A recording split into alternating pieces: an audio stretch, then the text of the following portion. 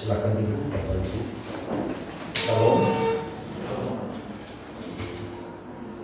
Mari kita membuka firman Tuhan hari ini di dalam dua bagian.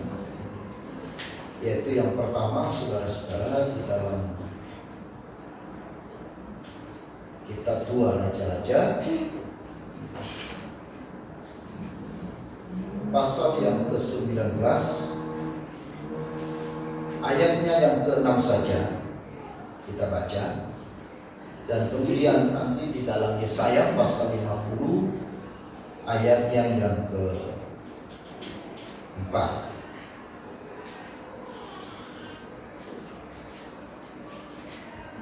Dua Raja-Raja pasal 19 ayatnya yang ke-6 saja. Dan bagian yang kedua nanti adalah dalam kitab Yesaya pasal 50 ayatnya yang ke-4 saja. Mari kita baca bersama-sama demikian firman Tuhan. Yesaya 2 Raja-Raja pasal 19 ayat yang ke-6 saja. 1, 2, 3. Berkatalah Yesaya kepada mereka, beginilah kamu katakan kepada Tuhan, beginilah firman Tuhan, janganlah kau takut terhadap perkataan yang kau dengar, yang telah diucapkan oleh budak-budak Asyur untuk menghujat Aku. Yesaya 50 ayat yang ke-4. Kita baca 1, 2, 3. Tuhan Allah telah memberikan kepadaku lidah seorang murid, supaya dengan perkataan aku dapat memberi semangat baru kepada orang yang letih lesu. Setiap pagi yang mempertajam pendengaranku untuk mendengar seperti seorang murid. Amin. Berbahagialah kita saudara-saudara yang telah membaca firman Tuhan ini, dan kita adalah orang yang berbahagia, yang percaya dan melakukan. Saudara-saudara, setiap perkataan yang kita ucapkan mengandung dua sisi, baik positif maupun negatif, membangun atau menghancurkan, menyenangkan atau menyakitkan, mengharukan atau menyedihkan. Jadi setiap perkataan yang kita ucapkan itu muaranya kepada hal ini.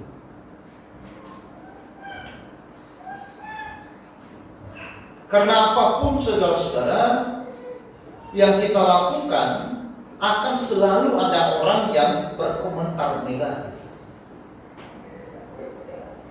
Makanya siapapun presiden, siapapun pemimpin, itu pasti akan menuai komentar yang positif maupun yang negatif. Sebaik-baiknya Jokowi tetap juga menuai perkataan-perkataan yang negatif. Ini yang kita harus sadari.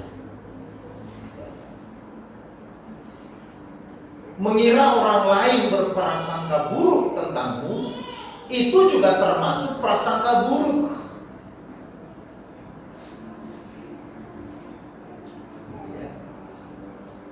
Jadi ketika kita berprasangka bahwa orang lain sedang berprasangka buruk terhadap kita, sebenarnya kita juga sedang berprasangka buruk. Ini yang sering membuat kita terjebak di dalam keadaan yang seperti ini. Sehingga orang yang berprasangka buruk kepada kita, lalu kemudian kita pun juga berprasangka buruk terhadap orang lain. Jangan-jangan orang lain katakan apa dengan saya? Orang lain seperti apa tentang saya? Saudara-saudara, kita lihat di kanan kita, jangan-jangan dia sedang menceritakan saya. Kok bisik-bisik yang sebelah kiri? Jangan-jangan saya yang sedang diceritakan. Saudara-saudara, waktu kita menyikapi seperti itu, kita pun sedang berprasangka buruk.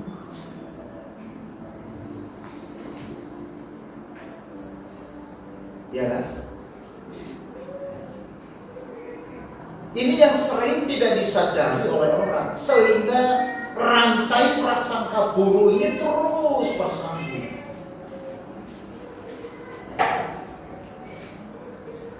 Lalu bagaimana caranya kita tidak jatuh terhadap perkataan yang negatif?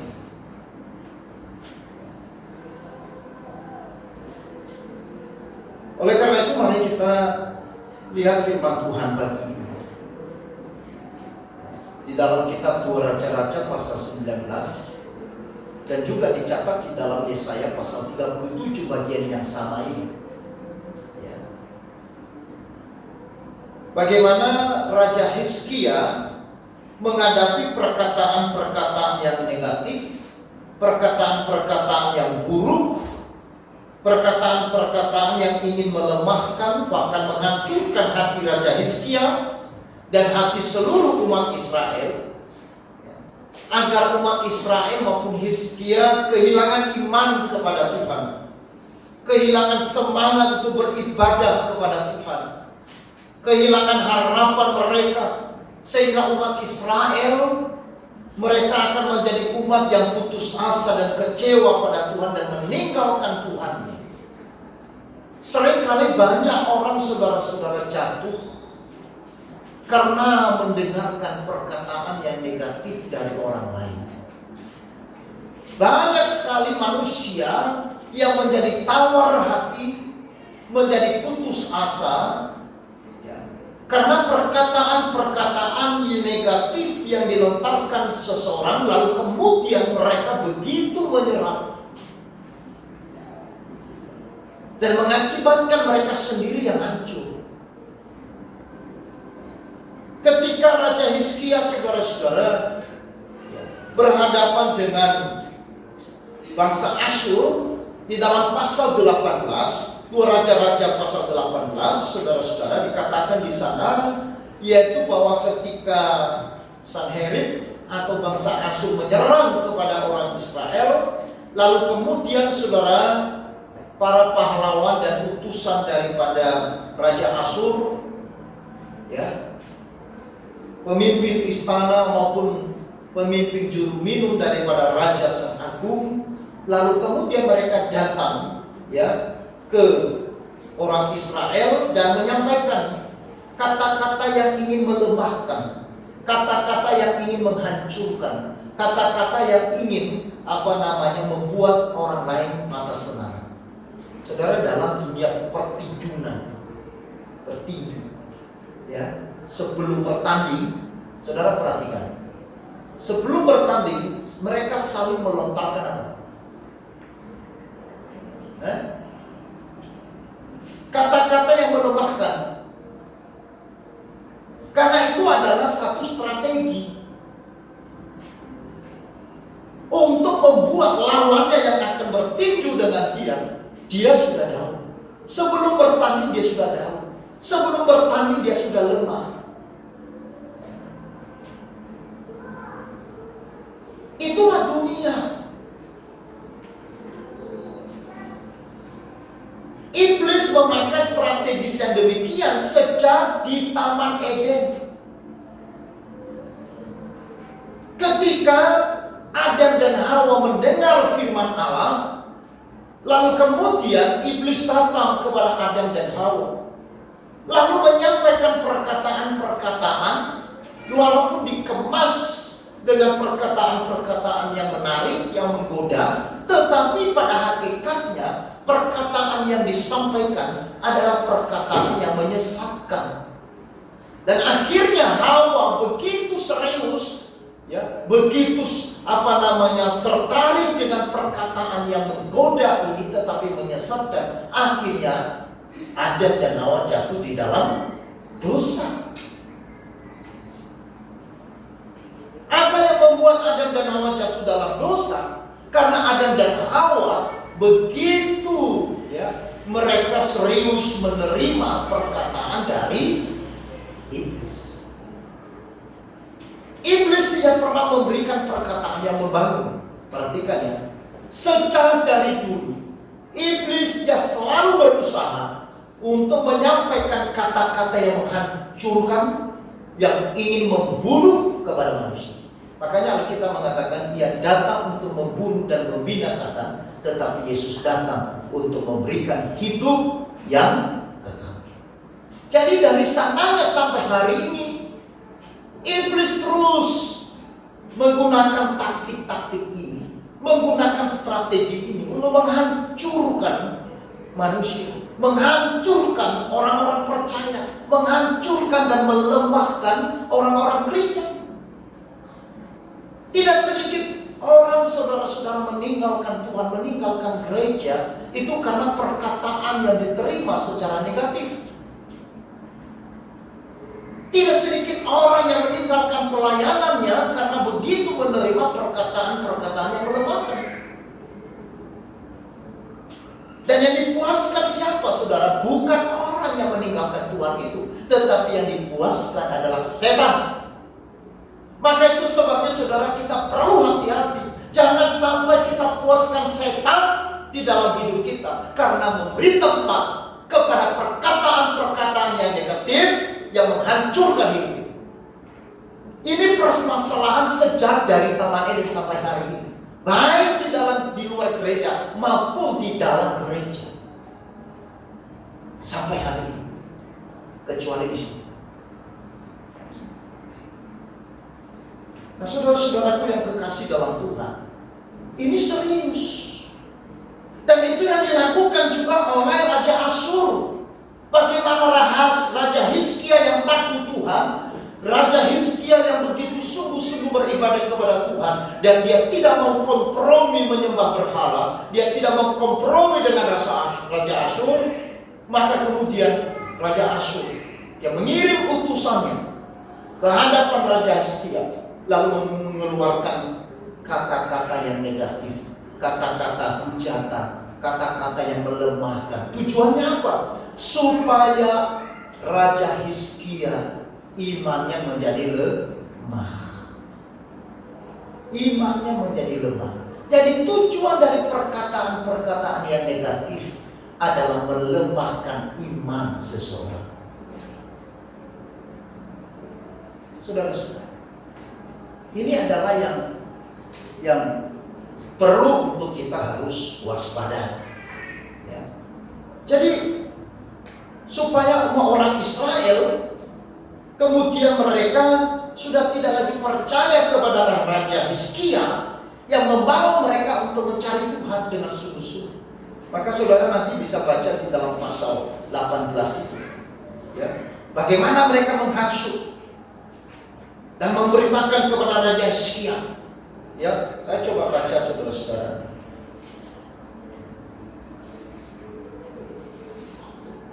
Ayat 29. 18 ayat 29. Beginilah kata raja, janganlah Hizkia memperdayakan kamu, sebab ia tidak sanggup melepaskan kamu dari tanganku. Janganlah Hizkia mengajak kamu berharap kepada Tuhan dengan mengatakan, tentulah Tuhan akan melepaskan kita, dan kota ini tidak akan diserahkan ke dalam tangan Raja Asyur. Janganlah dengarkan Hizkia, sebab beginilah kata Raja Asyur, adakanlah perjanjian penyerahan dengan aku, dan datanglah keluar kepadaku, maka setiap orang daripadamu akan makan dari pohon anggurnya dan dari pohon aranya, serta minum dari sumurnya. Dia mulai mengadu domba, saudara-saudara, antara umat Israel dengan Raja Hizkia. Tujuannya apa? Supaya umat Israel meninggalkan Tuhan, tidak lagi mau beribadah kepada Tuhan. Mereka mau datang kepada Raja Asyur, dan mereka mau menyembah kepada Baal. Saudara-saudaraku yang kekasih dalam Tuhan, tetapi bagaimana seorang Raja Hizkia yang takut Tuhan menghadapi, mengatasi terhadap perkataan yang negatif? Ini penting. Maka hari ini kita belajar dari seorang Raja Hizkia. Di dalam ayat yang pertama, mari kita baca 1, 2, 3. Segera sesudah Raja Hizkia mendengar itu, dikoyakkannyalah pakaiannya, dan diselubunginya badannya dengan kayu kapur. Lalu masuklah ia ke rumah Tuhan. Ayat 14. Kita baca bersama-sama. 1, 2, 3. Hizkia menerima surat itu dari tangan para utusan, lalu membacanya. Kemudian pergilah ia ke rumah Tuhan dan membentangkan surat itu di hadapan Tuhan. Yang dilakukan oleh Raja Hizkia, saudara-saudara, di dalam bagian ini, ia masuk ke rumah Tuhan. Waktu ada perkataan yang negatif, waktu ada hujatan yang negatif, waktu ada kata-kata yang melemahkan, kata-kata yang menyudutkan, kata-kata yang menghakimi, kata-kata yang menghancurkan hati, Raja Hizkia tidak menjadi tawar hati. Ia juga tidak lalu membalas dan mencari orang yang menghujat dia. Ia berdiam diri. Lalu kemudian dia masuk ke rumah Tuhan. Bukan meninggalkan rumah Tuhan. Nah, ini berbeda.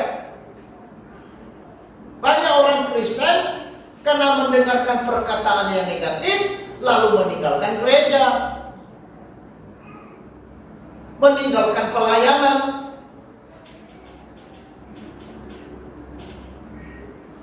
Ini yang berbeda. Maka hari ini kita belajar seperti Raja Hizkia. Orang yang takut Tuhan, orang yang dewasa di dalam iman adalah orang ketika dia menghadapi apapun, dia tidak meninggalkan Tuhan. Amin. Tapi dia masuk ke dalam rumah Tuhan. Yang masuk ke dalam rumah Tuhan. Seringkali banyak orang, saudara-saudara, berkata, bagaimana? Aku sudah tidak kuat, aku sudah tidak tahan, aku harus tinggalkan gereja, aku harus tinggalkan pelayanan. Saudara-saudara, saya katakan engkau masih kanak-kanak. Itu orang Kristen yang kanak-kanak. Maka perlu saudara dan saya harus bertumbuh. Hizkia dia masuk ke rumah Tuhan. Dia tidak mencari siapa. Itu yang dilakukan oleh Raja Hizkia. Yang kedua, di rumah Tuhan dia lakukan apa, saudara? Ayat 14 sampai 16, mari kita baca. Hizkia menerima surat itu dari tangan para utusan, lalu membacanya, kemudian pergilah dia ke rumah Tuhan dan membentangkan surat itu di hadapan Tuhan. Hizkia berdoa di hadapan Tuhan dengan berkata, ya Tuhan Allah Israel yang bertahta di atas kerubi, hanya Engkau sendirilah Allah segala kerajaan di bumi. Engkau yang menjadikan langit dan bumi. Sendengkanlah telingamu ya Tuhan dan dengarlah. Bukalah matamu ya Tuhan dan lihatlah, dengarlah perkataan Sanherib yang telah dikirimnya untuk mengaibkan Allah yang hidup.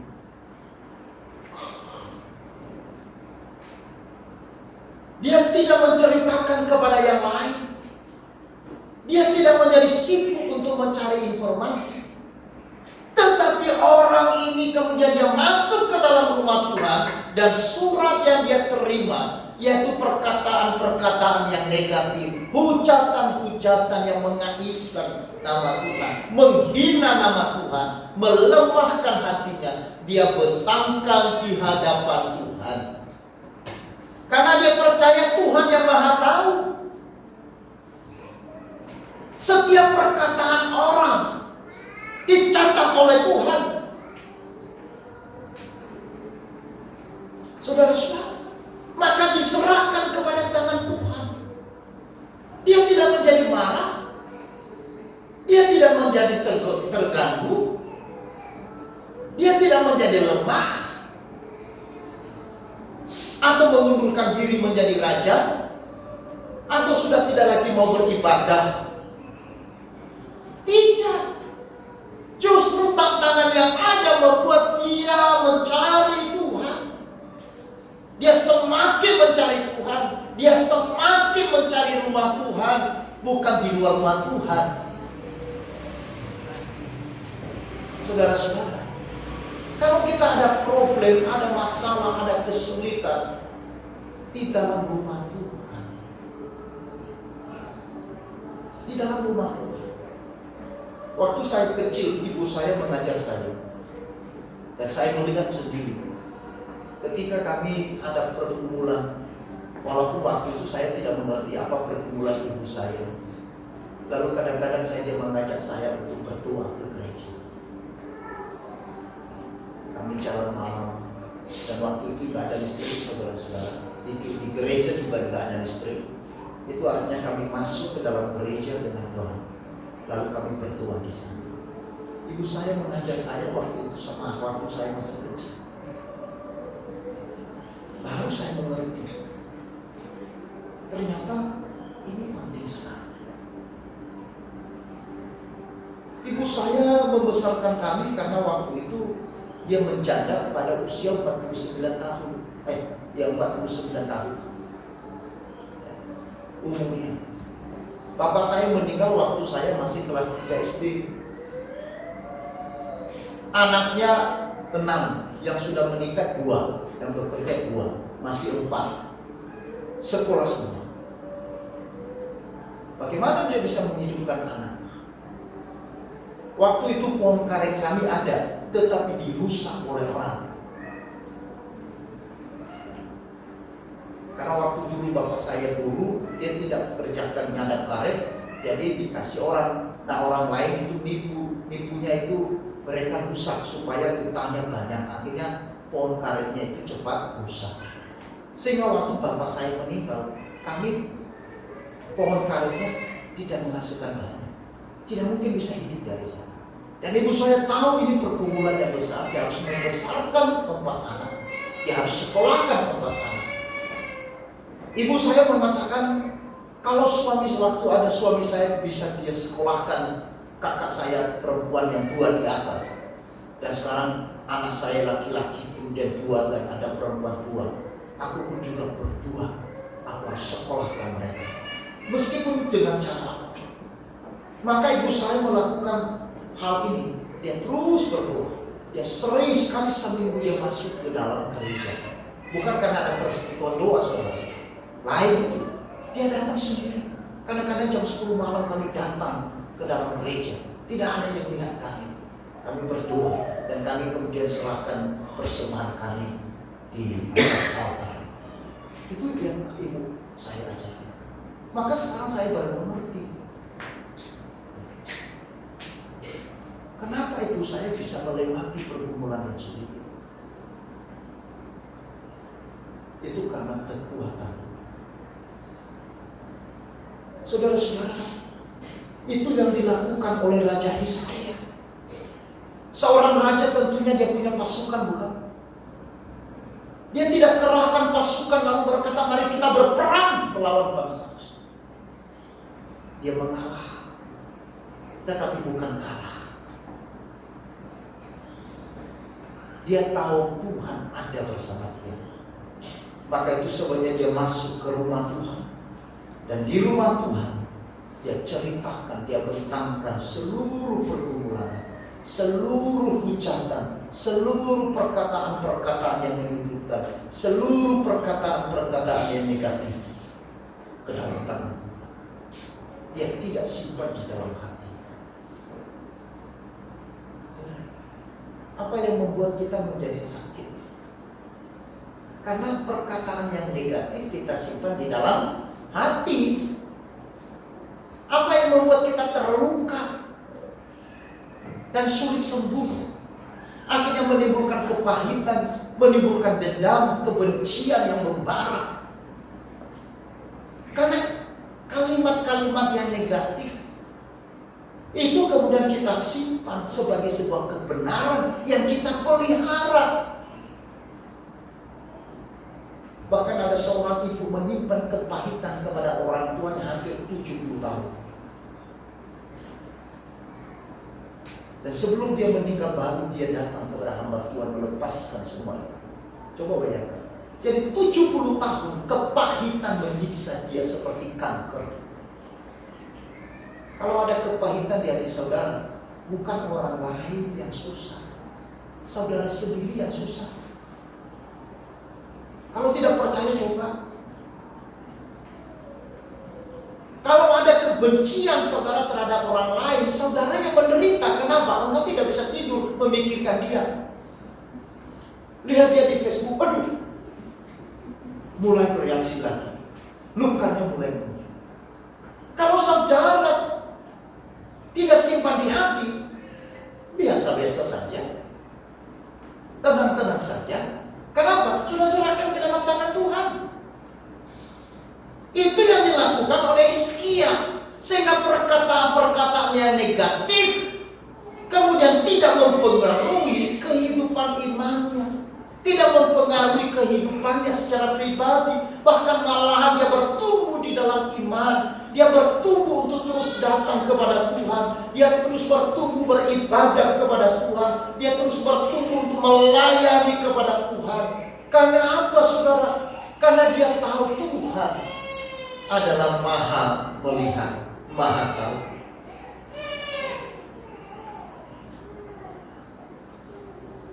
Kemudian bagaimana caranya kita bisa mengatasi setiap perkataan-perkataan negatif yang hadir pada kita?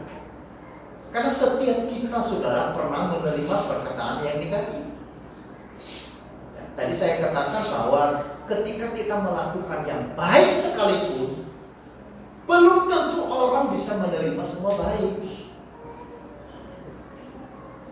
Makanya saudara-saudara jangan jadi manusia yang bisa memuaskan semua orang. Tidak mungkin. Tidak akan mungkin engkau memuaskan manusia. Maka saya juga tahu, saya sebagai pendeta, saya tahu tidak mungkin saya belum bisa puaskan semua orang. Dan tidak mungkin semua orang senang pada saya. Sekalipun wajahnya senyum. Ya. Bisa saja saudara. Di depan saya senyum, di belakang musuh. Itu wajar. Sebagai seorang hamba Tuhan itu luar biasa. Dan itu sudah biasa.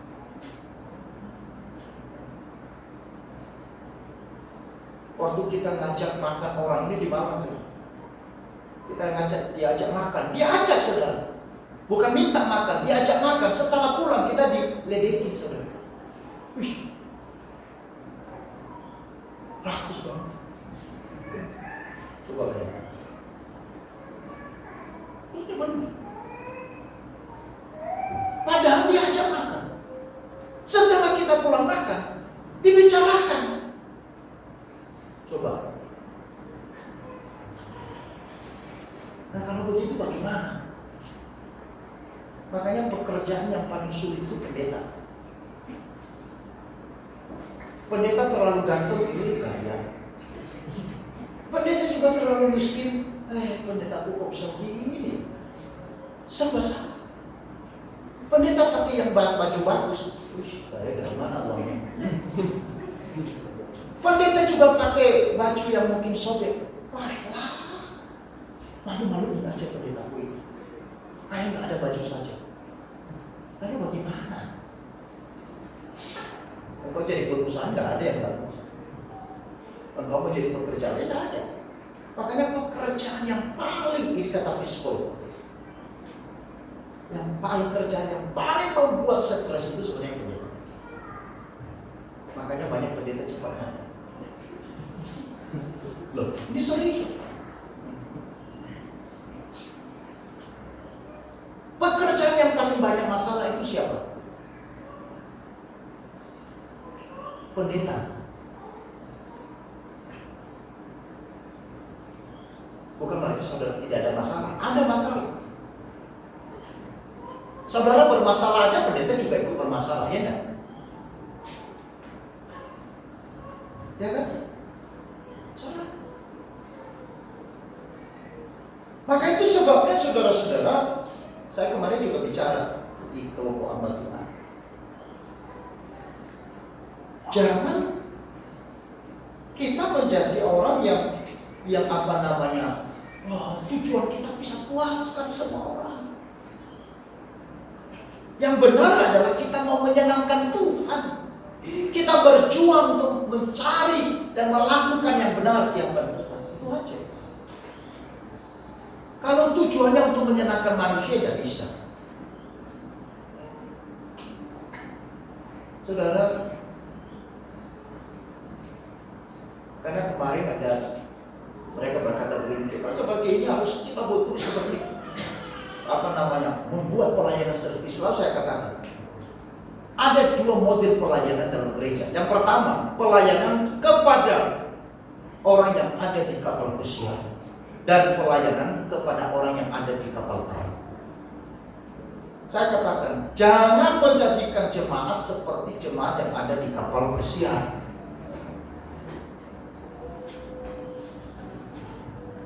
Orang yang ada di kapal pesiar itu gimana? Semua nuntut untuk dilayani, semua nuntut untuk dipuaskan. Lalu kapan dia mau melayani? Makanya banyak orang di dalam gereja, saudara-saudara, saya tahu betul, ya, sampai hari ini belum ada di sini. Kalau dia sudah kasih uang banyak, lalu kemudian tidak dihormati, tidak dianggap, dia ngamuk. Kenapa? Saya bayar, saya beri persembahan, kamu harus senangkan saya. Apa yang terjadi kalau begitu?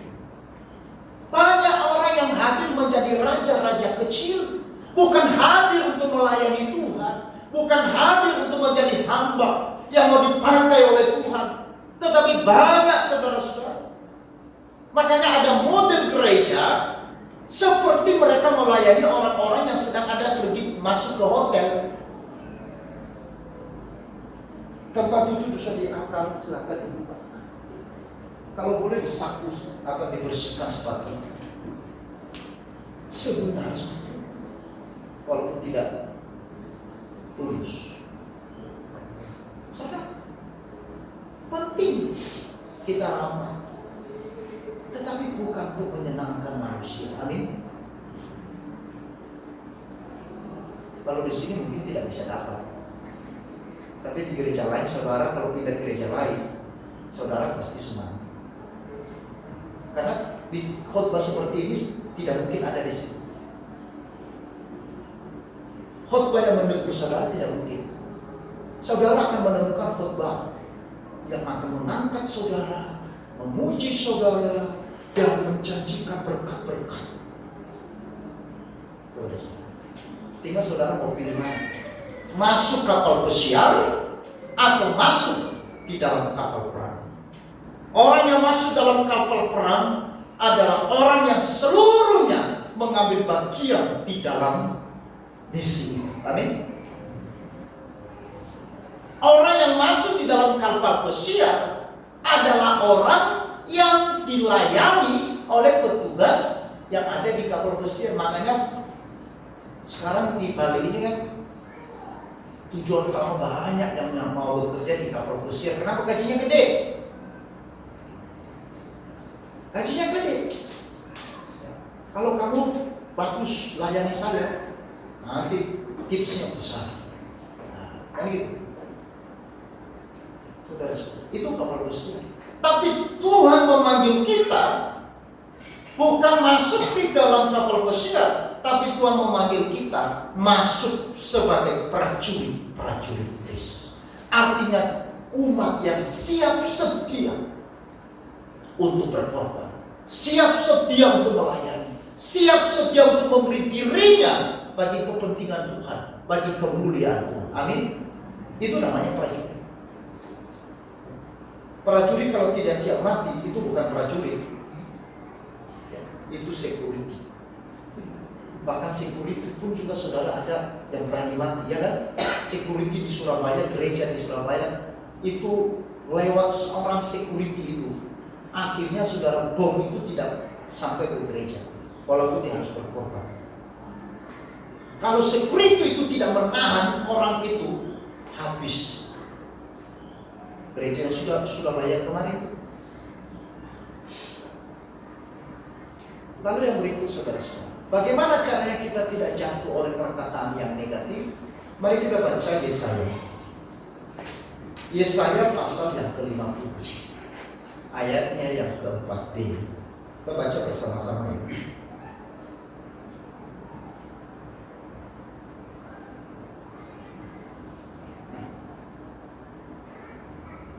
Coba kita baca pasal 4 saja. Ayat 4 saja. 1, 2, 3. Tuhan Allah telah memberikan kepadaku lidah seorang murid, supaya dengan perkataan aku dapat memberikan semangat baru kepada orang yang letih lesu. Setiap pagi yang mempertajam pendengaranku untuk mendengar seperti seorang murid. Yang pertama saudara-saudara, kita harus memiliki telinga seorang murid. Bagaimana caranya kita tidak jatuh oleh perkataan yang negatif, yang melemahkan, yang menghancurkan kita, ya, yaitu kita harus memiliki telinga seorang murid. Telinga seorang murid itu bagaimana Bapak Ibu? Yaitu telinga yang lebar-lebar, dibuka telinga lebar-lebar kepada perkataan firman Tuhan dan perkataan yang positif, yaitu yang membangun, mengingatkan, menegur, dan yang mendewasakan iman kita. Telinga kita buka lebar-lebar terhadap hal itu. Jangan sebaliknya kita tutup telinga kepada firman Tuhan, kita tutup telinga kita kepada teguran, kita tutup telinga kita kepada hal-hal yang mendewasakan iman kita.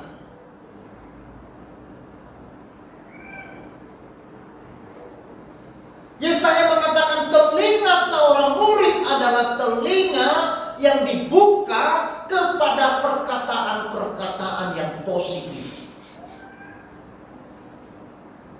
Ketika Surabaya dikepung oleh sekutu, ya, mereka kembali datang dan menghancurkan kota Surabaya. Lalu berdiri seorang yang bernama siapa? Bung Tomo, dan ambil pengarah suara, dan kemudian di radio dia berkata, kita harus berjuang mempertahankan kemerdekaan, hidup atau mati. Maka apa yang terjadi? Seluruh penduduk kota Surabaya turun di jalan, sehingga dikenal kota pahlawan. Saudara, kata-kata yang membangun, kata-kata yang positif bisa menguatkan hati kita. Maka bukalah telinga kita lebar-lebar kepada perkataan-perkataan firman Tuhan. Kita harus banyak mendengar firman Tuhan, supaya firman Tuhan terus berkata-kata kepada kita, supaya perkataan yang negatif itu kemudian menjadi hilang. Jangan biarkan perkataan yang negatif terus yang mendominasi pendengaran kita. Biarkan telinga kita didominasi oleh perkataan-perkataan firman Allah. Amin. Didominasi dan dikuasai oleh perkataan-perkataan yang membangun. Kita harus mampu bijaksana. Mampu bijaksana. Jangan alergi terhadap teguran. Jangan alergi dengan perkataan yang mengingatkan. Jangan alergi dengan hal-hal yang mendewasakan iman kita. Walaupun memang kadang-kadang membuat anak-anak kita itu sulit sekali dengar ya. Tetapi mereka sebenarnya tidak tahu bahwa kita itu ngomong, kita ingatkan, kita tegur karena kita cinta sama mereka, betul nggak? Tetapi mereka belum mengerti. Kenapa? Mereka belum dewasa. Karena orang yang masih anak-anak, dia masih berorientasi pada dirinya sendiri, kepada kenikmatan yang sesaat. Dia tidak melihat di balik itu, di balik teguran itu, di balik nasihat itu, ada sesuatu yang penting. Nah, saudara-saudara,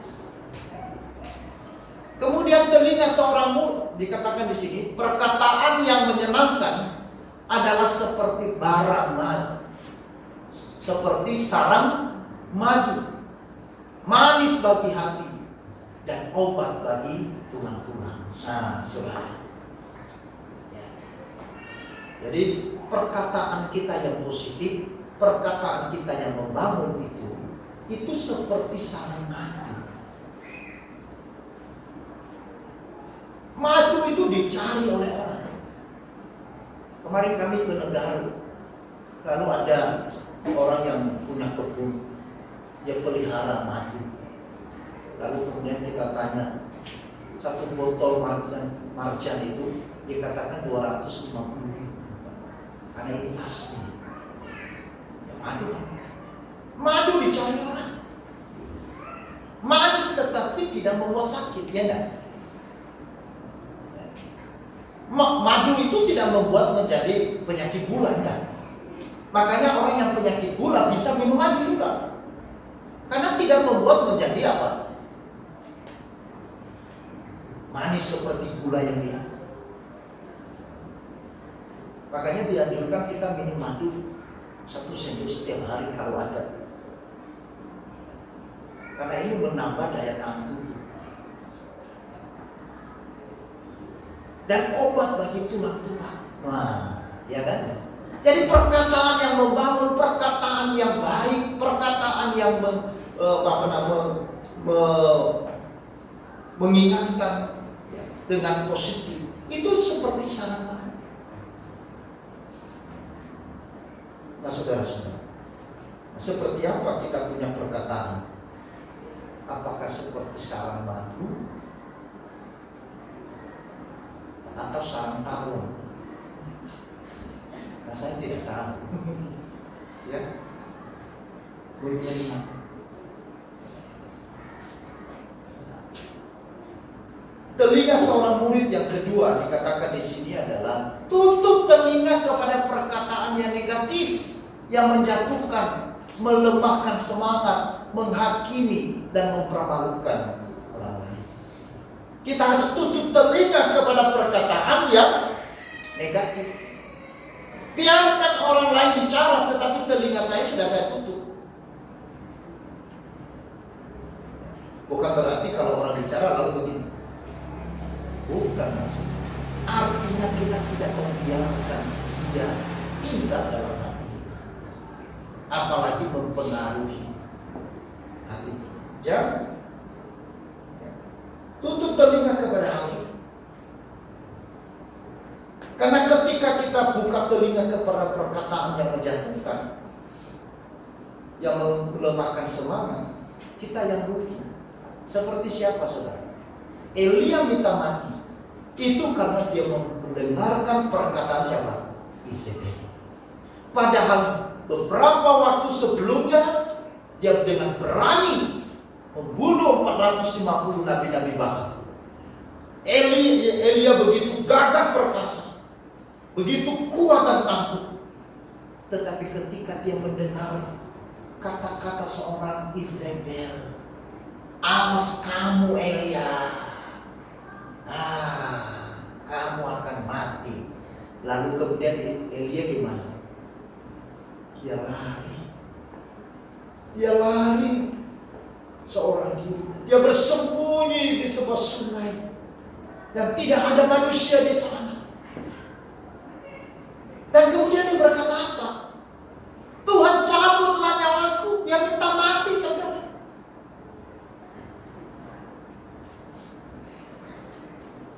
Ada seorang anak remaja bunuh diri karena perkataan dari ibunya sendiri. Dia tidak kuat mendengar perkataan ibunya yang menghina dia. Lalu kemudian dia bunuh diri.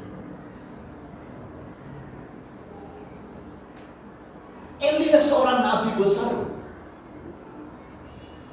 Sebelum peristiwa ini, dia sudah mengalahkan 450 nabi Baal. Sebelumnya juga dia telah menurunkan api dari surga untuk membakar korban bakaran yang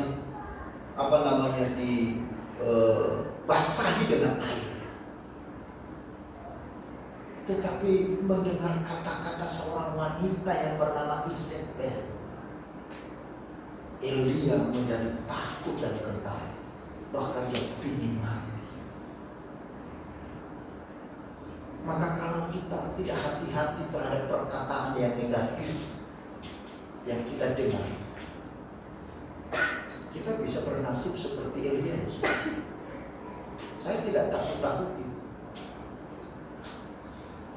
karena ini permainan jiwa. Kalau jiwa kita sudah kemudian digerogoti oleh perkataan orang, seperti yang diucapkan tadi oleh Raja Asyur kepada Hizkia, seandainya Hizkia tidak masuk ke rumah Tuhan dan tidak berdoa mendapatkan kekuatan dari Tuhan, supaya dia memiliki telinga sebagai seorang murid, maka bagaimana Hizkia? Bisa saja juga Hizkia bisa mengerti. Saudara-saudara, Efesi mengatakan, mengecek sosial media seperlunya saja. Satu komentar negatif, apalagi banyak, bisa bikin semangat jatuh. Waktu dan energi jangan dihamburkan untuk yang kurang penting. Setiap hari kita buka HP ini, setiap hari ada kalimat yang positif, tapi setiap hari ada kalimat negatif. Tetapi anehnya manusia lebih sensitif kepada yang negatif. Anehnya manusia lebih condong memperhatikan kata-kata yang negatif dan mengurusi hal itu. Kenapa ya? Waduh, ada apa dengan dia?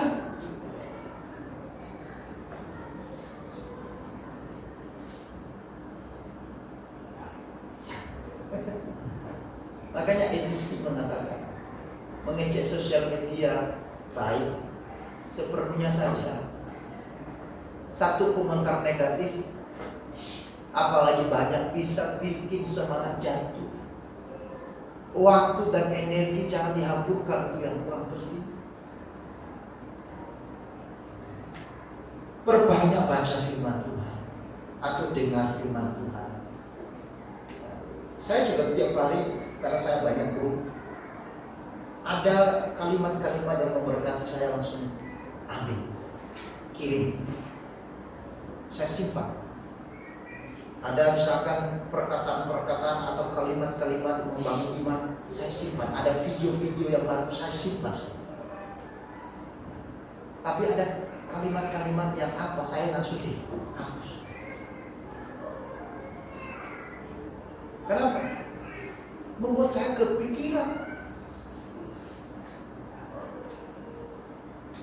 Padahal orangnya sudah selesai mengetik, mungkin dia sudah lupa apa yang diketiknya, tetapi yang baca ini loh bisa berbulan-bulan bisa ngerti. Berbulan-bulan mikirin apa yang dikatakan itu, padahal orang yang menulisnya udah lupa apa yang saya tulis. Itu loh yang dulu. Aduh, saya nggak lupa, sudah lupa. Makanya hati-hati, hati-hati. Oleh karena itu, saudara-saudara, mari kita bijak dalam hidup, menyikapi semua hal yang kita dengar. Apakah itu perkataan yang membangun atau menghancurkan. Bertumbuh dalam firman Tuhan, sehingga kita mampu membedakan manakah kehendak Allah dan yang berkenan kepada Allah. Kita harus mampu bijaksana dengan selektif mengambil, menerima apakah ini yang baik atau yang tidak. Yang baik saudara simpan, perkataan yang membangun, telinga saudara 10 kali lipat, dan ingat terus menerus. Tetapi perkataan-perkataan yang melemahkan, saudara buang, dan saudara tutup telinga terhadap. Dan kalaupun misalkan ada perkataan-perkataan yang menyakitkan, yang ditujukan kepada diri kita, jangan bereaksi terlalu berlebihan. Karena mungkin orang yang mengatakan itu juga tidak tahu, atau mungkin dia juga sedang bermasalah dengan dirinya sendiri, ya kan? Atau mungkin dia juga mengalami gangguan jiwa. Kalau dia mengalami gangguan jiwa, lalu kemudian saudara terganggu dengan orang yang memperkatakan gangguan jiwa, maka yang lebih gangguan jiwa siapa? Coba, kalau misalkan ada orang gila, ya, ngomong kotor kepada saya, lalu kemudian saya terganggu dengan perkataan saya, siapa yang lebih gila? Siapa? Saya yang lebih gila. Loh, ngapain kamu gila terhadap orang yang gila? Sudah tahu gila?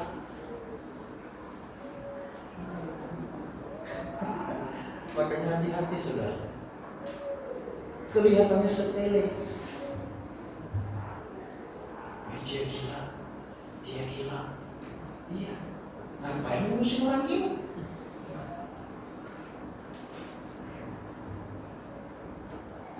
Mari kita bijaksana untuk membangun hidup kita selama kita hidup di dunia ini, karena kita tidak akan terlepas dengan hal ini sampai kita mati. Oleh karena itu kita harus mampu mengatasinya, supaya semua itu tidak mempengaruhi diri kita kepada Tuhan, supaya kita tidak kehilangan iman, ya, di dalam kehidupan kita, tidak kehilangan semangat, tidak melemahkan pelayanan kita, tapi kita akan tetap melakukan seperti apa yang dilakukan oleh Hizkia, dengan mencari Tuhan, masuk ke rumah Tuhan, berdoa, dan memiliki telinga seorang murid, telinga yang membuka kepada firman Allah, dan telinga yang ditutup kepada perkataan